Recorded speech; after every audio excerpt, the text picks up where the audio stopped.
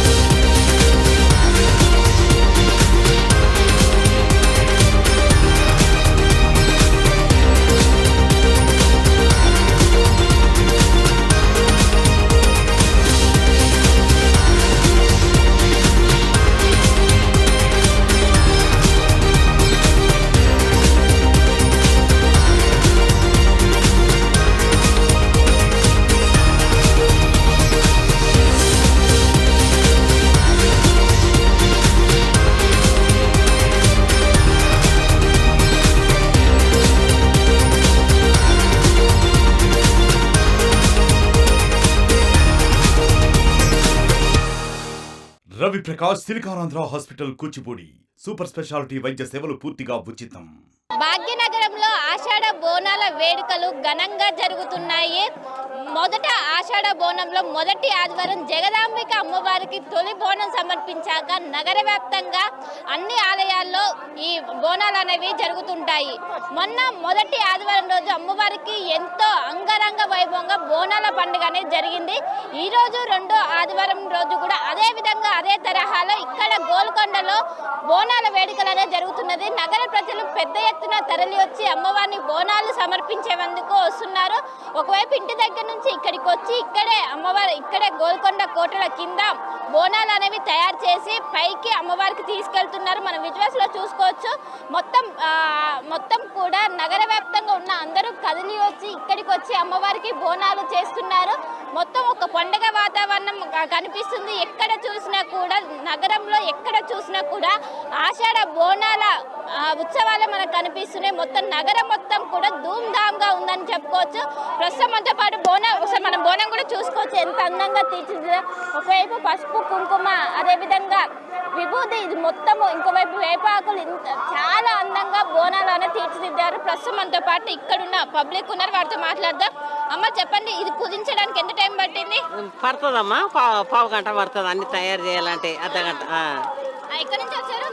మేమా జగదీర్గుట్ట నుంచి వచ్చారా? కూకుడుపల్లికి వెళ్ళి జగదీర్గుట్ట ఉంది కదా, గుట్టకెళ్ళి వచ్చిన. అంటే మొదటిసారి అమ్మవారికి బోనం సమర్పించాడు. బోనం ఇప్పుడు మా ఆయన ఉన్నప్పుడు చేసిండు 40 ఏళ్ల కింద. ఇప్పుడు మళ్ళీ నేను చేస్తున్నా. ఎప్పుడు ఆట వస్తాం, వచ్చి వండుకొని వస్తాం. ఇంటికాడ వండుకొని వచ్చి ఇలా తినేసి అమ్మవారిని దర్శనం చేసుకొని వస్తాం. వచ్చి ఇక తినేసి పోతాం. ఇక సాయంత్రం అనిపిస్తుంది అంటే ఇక్కడికి వచ్చి మంచిగా అనిపిస్తుంది. మంచిగా బోనం చేసుకొని వస్తే బాగుంటది. ఇక్కడ బోనం చేస్తే మంచిగా అనిపిస్తుందా? ఇగో మా కొడుకులు ఈయనే చేయాలంటారు. ఇప్పుడు వచ్చే వారం మళ్ళీ వచ్చే వారం మా దగ్గర ఉంటాయి. పోషమ్మకు చేస్తా, కనకదుర్గమ్మకు చేస్తా బోనాలు ఆడ అంటే ఇంటికాడ. ఏమేం పెట్టారు అమ్మకి నైవేద్యం? ఇప్పుడు పెరుగు బెల్లము అన్నం వండి పెరుగు బెల్లం పెడతాం. ఇంట్లో పెరుగు బెల్లం వేస్తాం. పోషమ్మకు అయితేనేమో పలుసు పులుసు చేస్తాం ఇంటికాడ పోషమ్మకు. ఈడనేమో పెరుగు బెల్లం, ఈ అమ్మవారికి పెరుగు బెల్లం శాఖ పెట్టేస్తాము. ఇక కొబ్బరికాయలు కొడతాం ఈడ అన్నీ చేసి ఇక కొన్ని కోపించుకొచ్చిండ్రు. ఎంగిల్ చేయొద్దు, అమ్మవారికి బోనం ఎక్కినాకనే ఎంగిల్ చేయాలి. కానీ చాలా మంది మట్టి కుండలో చేస్తారు, మీరు ఇత్తడి దాంట్లో చేస్తున్నారు ఎందుకు అని? నేను ఎత్తుకున్నప్పుడు మట్టి కుండలో చేసిన, ఇంత కుండలలో చేసిన పాత బస్తీల. ఇప్పుడు కోడళ్ళు ఎత్తుకుంటలేరు. ఇక అందుకే ఇక ఇప్పుడు 20 ఏళ్ళ సంది ఇంట్లో సర్వలలో చేస్తాం.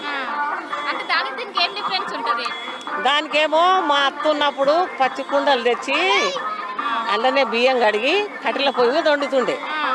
మేము ఎత్తుకొని పోతుంటాం చాలా దూరం. పాత బస్తీ మాది గోల్కొండకి ఇలా చామ్నార్ ఉందా, చామ్నార్ కాడ సబ్జీ మండి ఉందా, సబ్జీ మండికి వెళ్ళి అంత దూరం పోతుంటాం.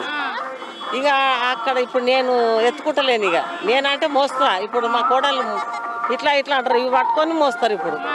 సో మొత్తం మీద ఇది పరిస్థితి. పెద్ద ఎత్తున నగర ప్రజలు తరలి వచ్చి అమ్మవారికి ఇక్కడే బోనం అనేది ఇక్కడే అమ్మవారికి నైవేద్యం ఇక్కడే వండి అనంతరం పైకి తీసుకెళ్తున్నారు. మనం చూసుకోవచ్చు విజువల్స్ ఎంత అందంగా తీర్చిదిద్దారో. మొత్తం మీద చిన్న పెద్ద తేడా లేకుండా ప్రతి ఒక్కరు ఈ బోనాల పండుగని ఎంతో అంగరంగ వైభవంగా జరుపుకుంటున్నారు. ఒకవైపు వర్షం వస్తున్నా కూడా దాన్ని మాత్రం లెక్క చేయకుండా బోనాల పండుగనే జరుపుకుంటున్నారు. కానీ 350 మెట్లు ఉంటాయి, మీరు ఎట్లా ఎక్కుతారు? ఏమో ఇక మా కోడలు అమ్మరాలు ఎట్లెక్కుతారో ఏమో, ఎట్లెక్కుతారో ఇక తల్లి ఎట్లా ఎక్కిస్తుందో ఏమో. తల్లి మీదనే బేరం కదమ్మా. ఇప్పుడు పేనిండేటోళ్ళు 5 అంతస్తుల బోనం ఎత్తుకొని ఎక్కుతారు కదా. ఆ అమ్మవారు వచ్చే ఇంట్లో కూర్చుంటుంది. బరువు ఆమెకు బరువు అవుతుంది మనం బోనం ఎత్తుకుంటాకల. ఇక అమ్మవారే తీసుకుపోతుంది. మన చేతులు ఏం లేదు, అమ్మవారే తీసుకుపోతుంది అంతా. మన చేతిలో ఏం లేదు, అంతనే. ముందు ఎత్తుకున్నారా బోనం? ఎత్తుకున్నాను. ఇక్కడ గోల్కొండలోనా? గోల్కొండలో ఇంటి దగ్గర. మా కొడుకు లేడు. అంటే ఇప్పుడు ఎలా అనిపిస్తుంది ఇక్కడ గోల్కొండ రావడం, ఇక్కడ బోనాలు సంబరాలు? చాలా బాగుంది, బాగా అనిపిస్తుంది. అంటే ఇంతకుముందు మెట్లు ఎక్కారు ఇక్కడ? ఎక్కాం. కానీ ఇప్పుడు బోనం ఎత్తుకొని ఎక్కాలంటే ఇబ్బంది అయితే ఎలా ఉంటుంది? మా యారాలు మా బిడ్డ ఎత్తుకోవాలి. అంటే మంచిగా ఎంజాయ్ చేస్తున్నారా?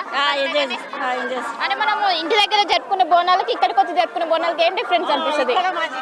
ఇక్కడ అంటే మంది ఉంటారు కదా, చాలా మంది, మంచిగా అనిపిస్తుంది, చాలా బాగుంటుంది.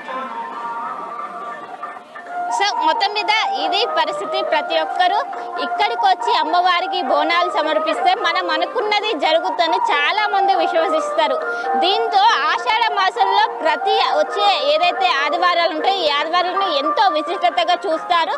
దీంతో మొదట ఆదివారం అమ్మవారికి జగదాంబిక ఎల్లమ్మ అమ్మవారికి మొదటి బోనం సమర్పించాక అనంతరం ఆదివారాలు ఒకవైపు మహంకాళి కావచ్చు, ఇంకోవైపు లాల్ దర్వాజా బోనాలు అనేవి జరుగుతుంటాయి. కానీ మొదటి బోనం ఇక్కడే, మళ్ళీ చివరి బోనం కూడా ఇక్కడే.